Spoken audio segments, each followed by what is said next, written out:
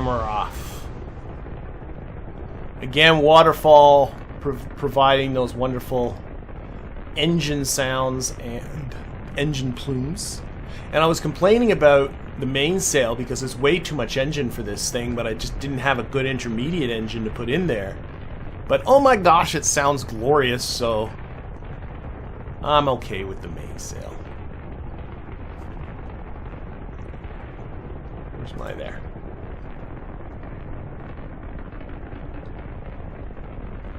Nope, no Kerbals aboard this guy. Kerbals go up in a separate vehicle. That's done intentionally. I only put Kerbals into vehicles that I can safely abort their launch and get them back down to the surface safely. If something went catastrophic, like for instance this engine failed right now, and this thing's suborbital, if there were Kerbals in here, there'd be no way for me to save them, or at least it'd be very, very, very unlikely. So, no Kerbals aboard here. And again, yeah, engine failures are an option.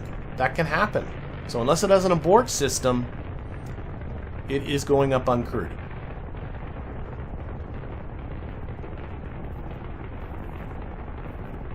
You attach the lower stage to the engine plate, not the engine. Okay. So you put the engine up. Okay. I thought that's what I had before, but I'll figure it out one day. You know what is the solution? Again, I should just install it. I should write myself a note. I'm going to write it down right now. Is the engine shroud is the name of the mod. I'm writing it down.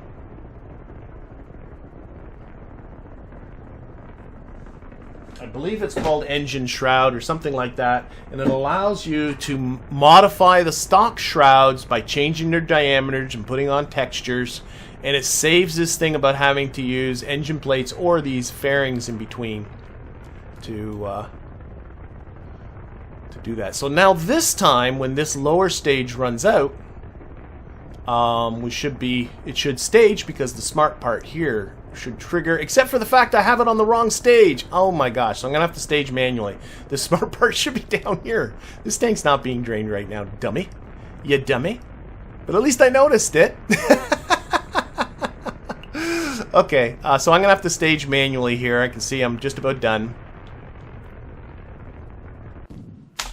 There we go, now we're on this stage. Oh, and I still don't have... I thought I fixed that. Okay, so we got the stock texture on the cheetah. That's kind of annoying. I put the smart part on the wrong stage. Gosh. Gosh. Oh, well, it's working now. In fact, what I probably should do is... I think I can disable this. Can't I? Yeah. Just turn that off. I don't have to worry about it doing something funky on me when I'm not expecting it. Alright.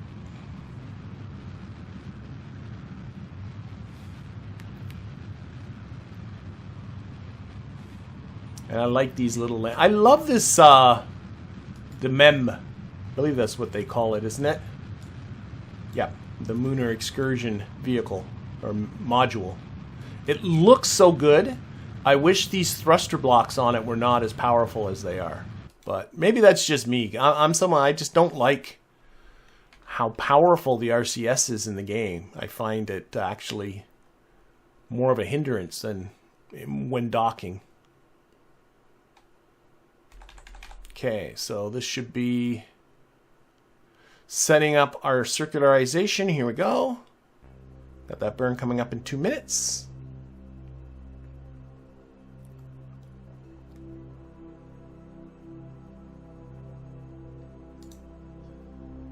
Time warping. I thought, yeah, Bob Kerman Industries is saying that to get the cheetah plume, you need to install the stock waterfall effects, which I thought I had done, but clearly either didn't do. Might have been just, I thought I did it, and therefore thinking of doing it, of course, and doing it aren't entirely the same thing. Or I did it and did something wrong, which is also possible. But clearly I didn't have the waterfall. But I will look into getting the stock waterfall effects here. I'll write that one down too. Lot of notes being made for next time.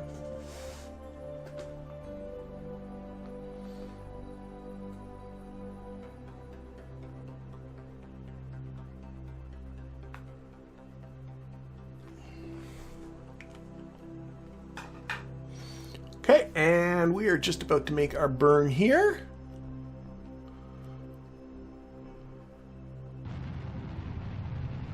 Yep. There we go. The cheetahs, I use the cheetah a lot. It is a great intermediate engine between the poodle engine and the terrier engine.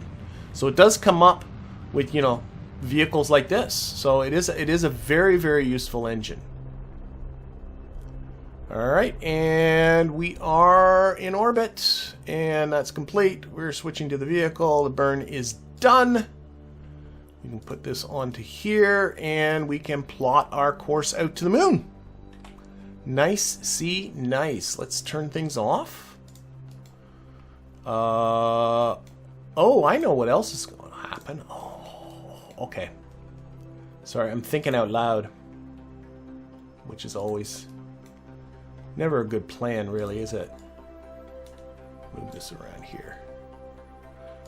We have to rendezvous with something in a polar orbit about the moon, so it's very, very likely this is going to have to wait a little bit before it can make its burn. And I'm thinking, in the meantime, while it waits, why not get some Kerbals involved?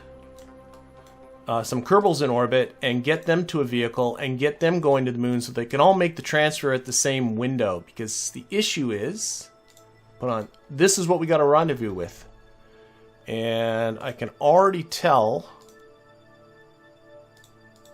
let's bring this in closer, that, oh well, actually we might not be bad. We might be lucky.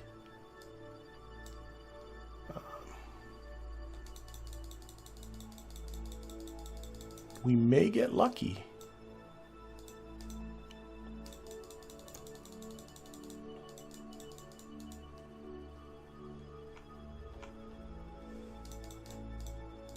I should probably get those Kerbals up anyway.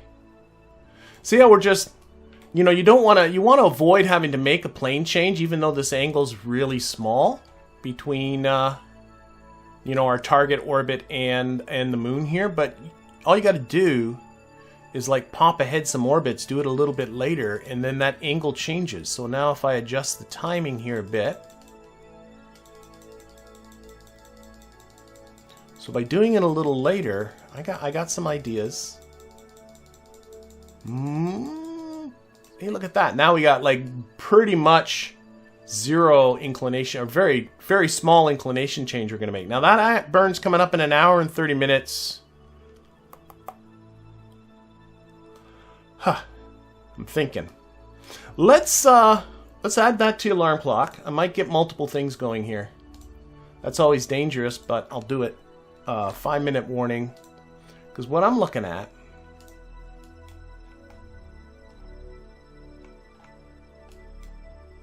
let's get back to here. What I'm looking at is I have another ship capable of getting to the moon that is sitting on this space station, which is in a 6-degree inclined orbit because it's in an orbit that matches Mimis's orbit.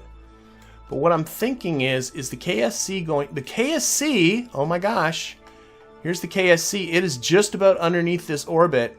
Let's take advantage of these windows that are coming up. I'm gonna fly it. Okay, we're going to Space Center.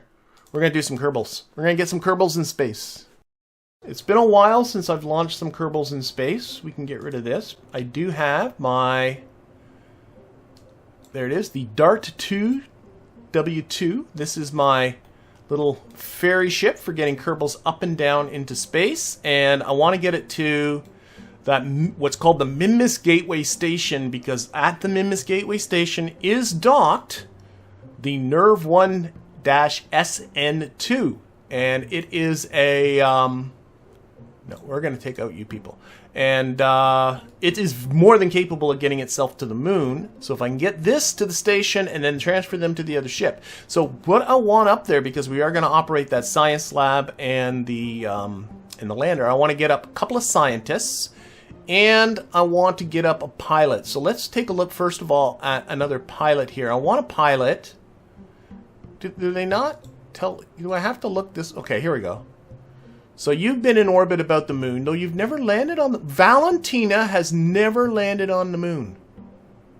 Wow. Might be taking up Valentina. Okay. Rob DV has orbited the moon.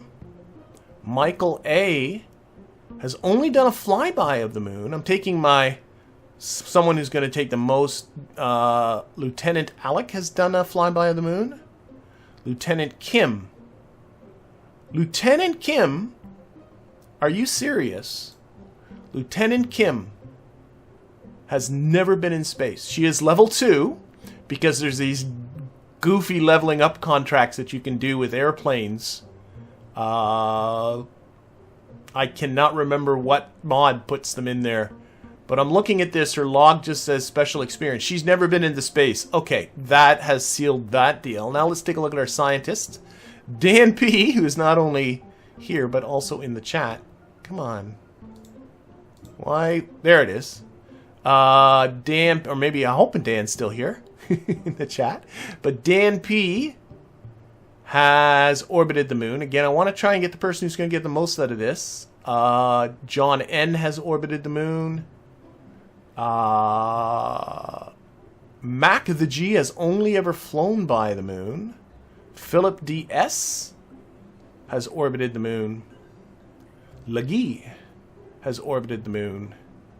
And Hector has never been to the moon, though has planted a flag on Minmus. So Hector is in, and there was one, Mac the G, who has only ever flown by the moon. Okay, there we go. There's our crew. We're going to send them. They're on their way to the moon. So save that. Launch. Launch, launch, launch. Okay, so we're going to plunk you down. Now, what I've got since the last time I've flown this, which I'll admit was a long time ago, is I now have a spaceplane script.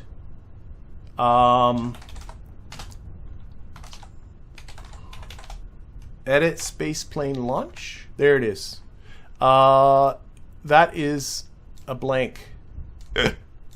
Okay, I think I need to exit this. I think I need to... There's no files here, is there? Oh, I know what happened. It created one. Okay. There's no files here. Nope. Okay. So this one's missing the boot too. Switch to 0. List. There are all my programs. Spaceplane. I'm pretty sure I called it SP launch. Yes. Edit SP launch.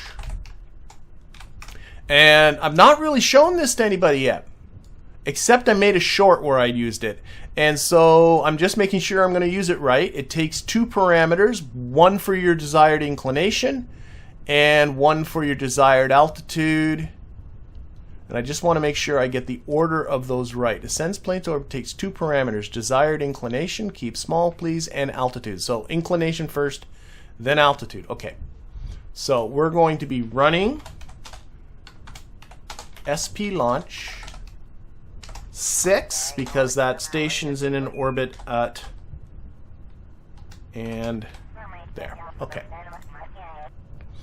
So, but we still have to launch at the right window. So our station is this fella.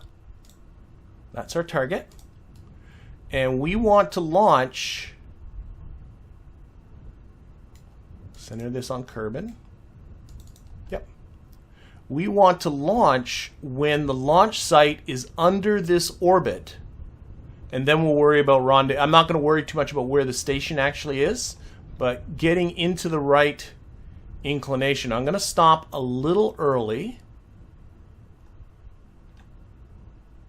because it does take a few minutes for this thing to get up there. Maybe about there. It's kind of an eyeballing affair as it is anyway. Oh, wait a second. Kerbal Engineer. Kerbal, doesn't it give me time to... Yeah, we're 3 minutes away. I think it's a good time to launch right now. We're 3 minutes away from it. From the node. Kerbal Engineer is telling me. So we're going to do this, we're going to do this, we're going to do this. And now I'm taking my hands away and I'm hoping this works because it's broke this like 2 months ago. And I'm hoping I'm not forgetting anything. So it's off. Tearing down the runway. And I hope you know what you're doing. I'm very nervous. Look at that. Automation at its finest. And now it's skewing over to a heading. Oh, shoot.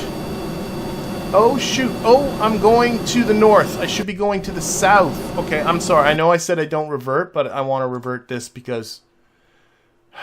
Revert back to launch. I'm sorry. I know I said just now I don't revert, but I'm launching the wrong way. And I could have just aborted the script and flown it normally, and I'm sure I would have been fine. But... I want the script. I want to show everybody how the script works. So that's going to require. So I'm sorry. I know I just lied saying that I don't. So I need to go to the south. To the south 6 degrees. It was angling the wrong way. So this is switch to 0. Oh my gosh. Run. I want to show everybody this. Launch. -6 degrees 80. Okay. I have to get back to my window.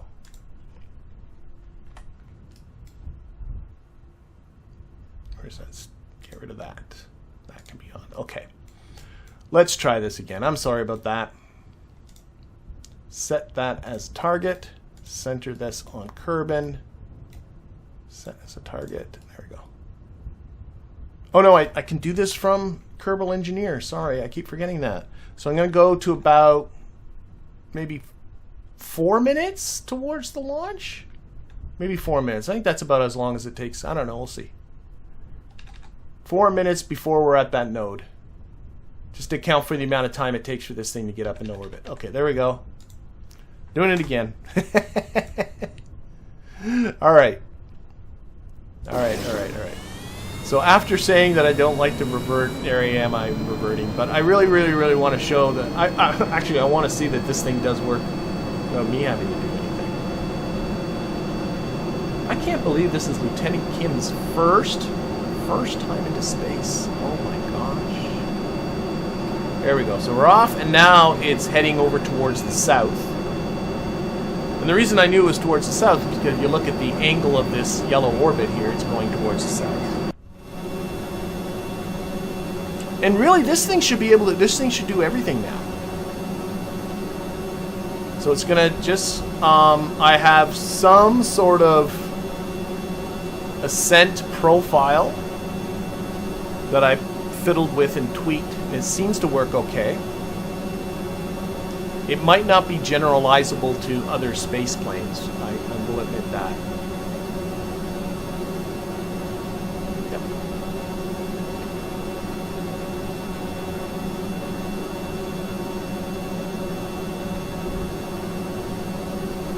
And of course I should also keep track of, I do have here, in an hour and 10 minutes I gotta make that ejection out towards the moon, and it would be super lovely if I could send these 3 out towards the moon at the same time, take advantage of that same window. It's that or wait 3 days, that's when the next window will come. There's 2 windows per lunar orbit, and lunar orbit, and the moon has a orbital period of 6 days, so you get a window every 3 days.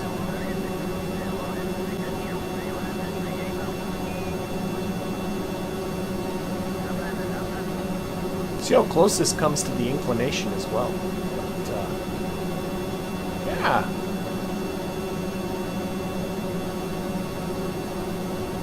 I see a long discussion going on about RP1 in the chat, which I've dabbled with and considered playing with, but it always, I don't know, everything goes so much slower and changes so much. It's a lot of fun though. How am I doing for my inclination here? Inclination, I wish the heading was a little more, I don't know, we'll see. Maybe it knows what it's doing. Who knows?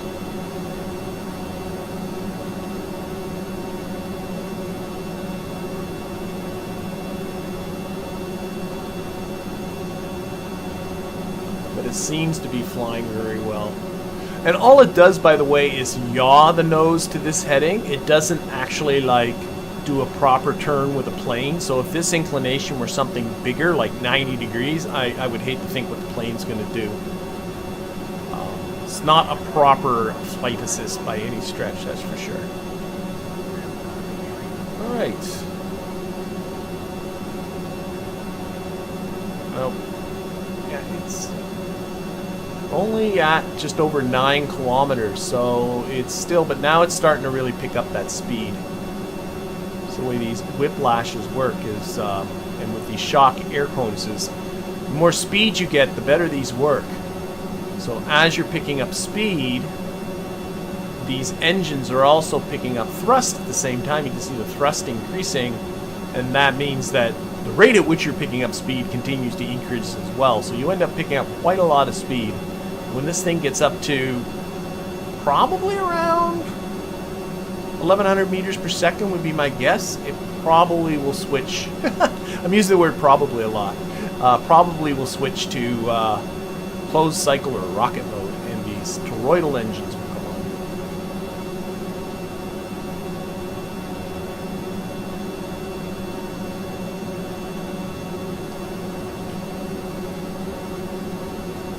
You just see that speed now rocketing up.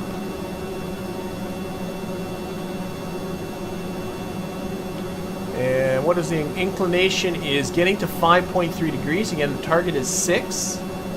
And I should have also... Oh, I guess I don't have the relative inclination with Kerbal Engineer. It'll give me that when I go to do the rendezvous.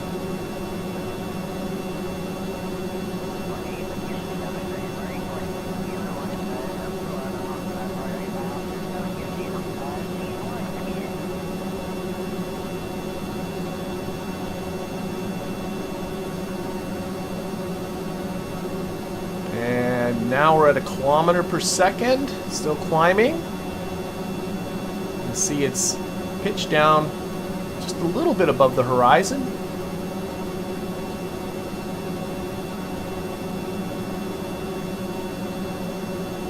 Hello there, Mott 1982. Welcome. Okay, I can see the rate at which it's gaining speed is not increasing, so it should be switching over to closed cycle mode pretty soon. Yeah, it just did it. Closed cycle mode, and then it pitches up, and it's on a new flight path. And I don't know if it does this better than I do it manually, but it's nice that I don't do anything.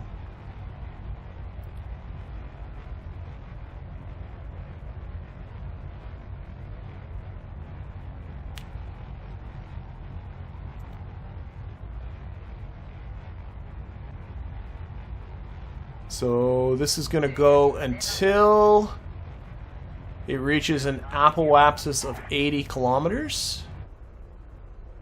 And it just nerfed the thrust. I was wondering, is it going to do that? And it just did.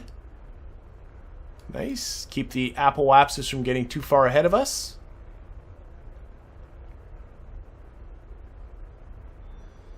It'd be interesting to build some different space planes and see how this thing does. It might be very, very specific to this plane. That was a very dramatic plane. I know. It's rough. James Reddington says that was a very dramatic plane change when it pitched up, when it went into closed cycle mode, and lost quite a lot of speed doing that. And yeah, he's 100% right. It's rough. It's got some edges to shave off, that's for sure. But it gets the job done. I am definitely, when it comes to coding, a good enough type of coder. Is like, yeah, that's good enough.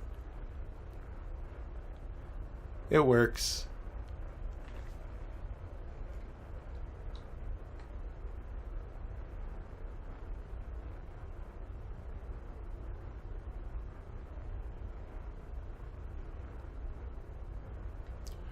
All right, and let's see, where are we at? Our apoapsis is now at 55 kilometers. Oh, just locked on to the prograde vector, I believe.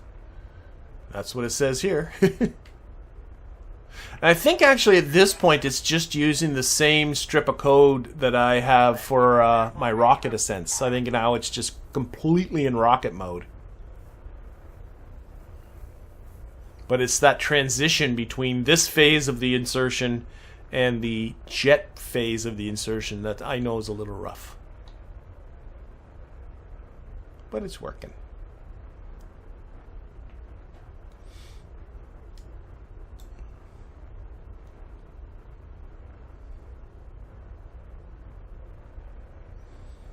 Okay, and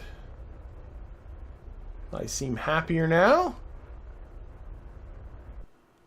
Alright, that's it. We've reached our target apoapsis. Let's time warp ourselves into space here.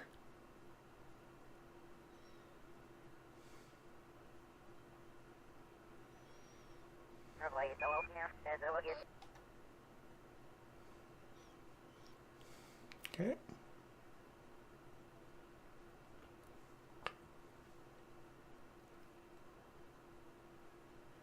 And then we're going to find out if I can get these folks to the station. Whoa, whoa, whoa. Just setting up for the burn here. Let's time warp that. Now we're going to find out whether, as soon as this thing's completed its insertion, I'm going to find out whether I can get it to the station in just under an hour. Because in just under an hour, that moon lander's ready to head off. And maybe we can get them all heading off together. We'll see how it goes.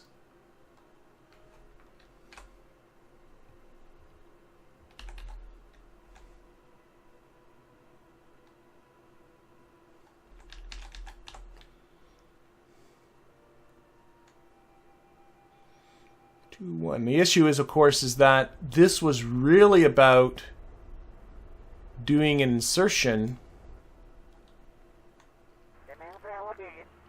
to match the plane of our target orbit rather than to time it. There we go. Rather than to time it so that I wasn't looking at where the station actually was at all. So we might take a bit of time to get to the station, but the idea was for this blue orbit to be in the same plane as the yellow orbit, and I think it looks pretty good. However, we can see we are half an orbit out of phase with the, so that might be a while before we get there. Oh well, that's okay. How much food do these folks? They have 3 days of food. I do have to be conscious of that. I can't spend days and days and days doing this. Okay.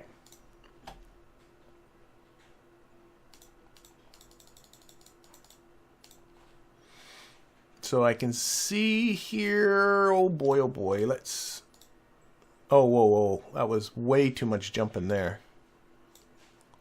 Come back. Okay. We are out by a fair bit. If we wait in orbit, it gets better, it gets better, it gets better, it gets better.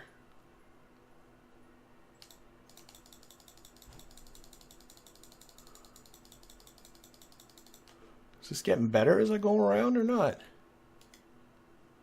There. Yeah, it's getting better.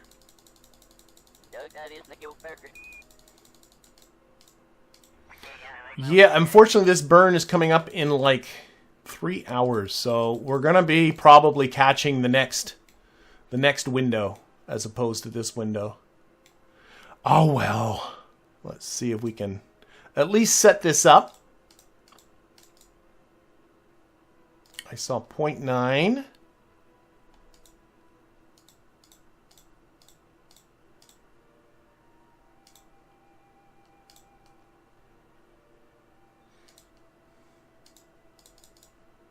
I saw half a kilometer separation.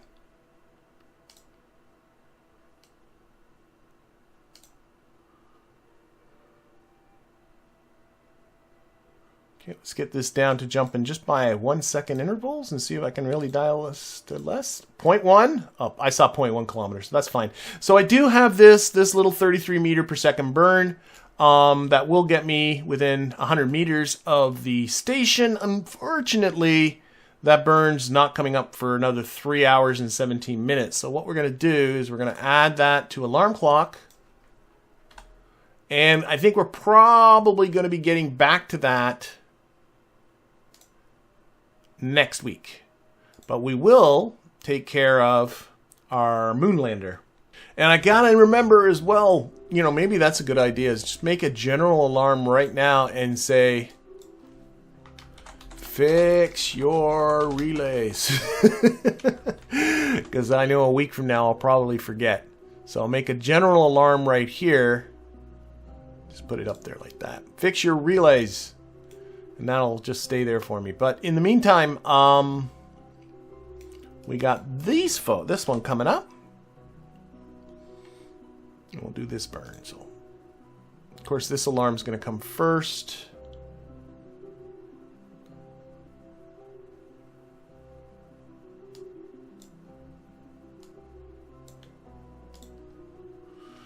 Don't delete the alarm. Keep it there. I want that reminder.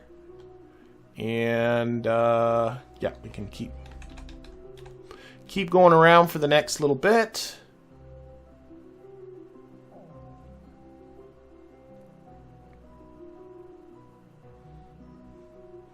The Dart 2 batteries are almost empty. Well, that's not good. Okay, shoot. Sorry, I gotta check on that. Just very quickly jump to the ship. Power goes out, their scrubbers turn off, their scrubbers are off for any period of time, and things go bad really fast for these folks. So let's... Okay, now there's good exposure. Should be okay. Might have been occluded by this tail fin. Let's slide this way.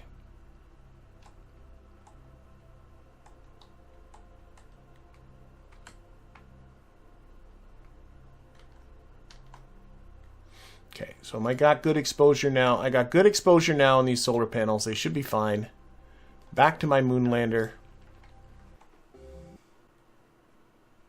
Okay, I don't need this alarm anymore because it's just about to come up. Turn that off. Open up kOS.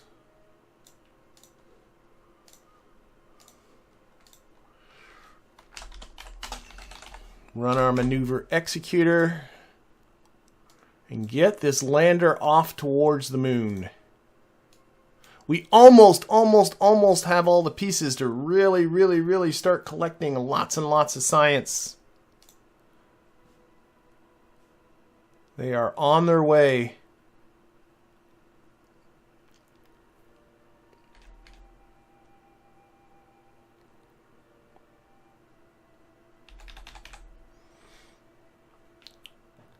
So we got this piece, we got our scientists on the first leg of their journey out there. And then that. Now I do realize actually there's one other problem out there. I might also describe it now, and that'll have to be a problem for the future as well. It's always problems. But there is a ginormous fuel tank on that station about the moon, but that fuel tank is full of nothing but liquid fuel. There is no oxidizer on that station at all. So this lander will be good for one landing, but that might be about it. So I'm going to have to think about how to get some more oxidizer out that way, but that shouldn't be too much of a problem. We can at least get one, maybe two. There might be enough leftover fuel in this to refuel the lander again. Who knows?